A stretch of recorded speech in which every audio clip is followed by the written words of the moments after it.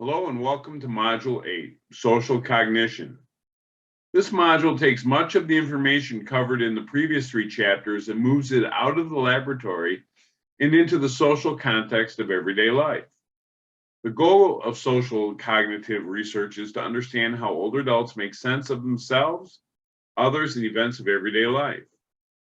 We'll look at stereotypes and aging and how stereotypes are a special kind of social knowledge structure or social belief about characteristics and behaviors of a particular social group. Age stereotypes and perceived competence lead to age-based double standards.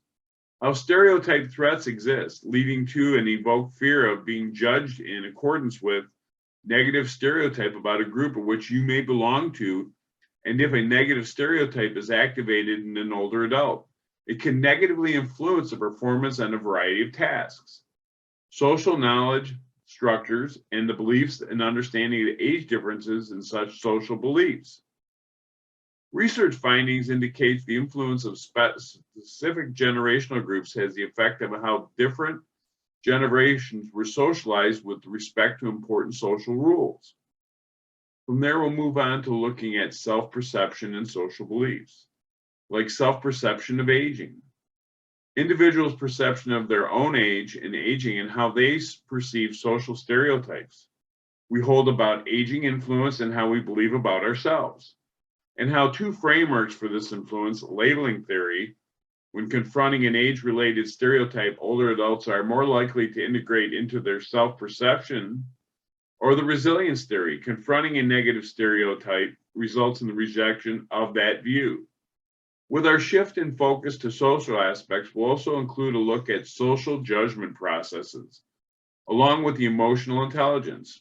We will learn some of the effects related to the impression of information, the way people form and revise first impressions, and emotional as well as intelligence. The EI refers to people's ability to recognize their own and others' emotions, to identify correctly and appropriately tell the difference between the emotions and use this information to guide their thinking and behavior.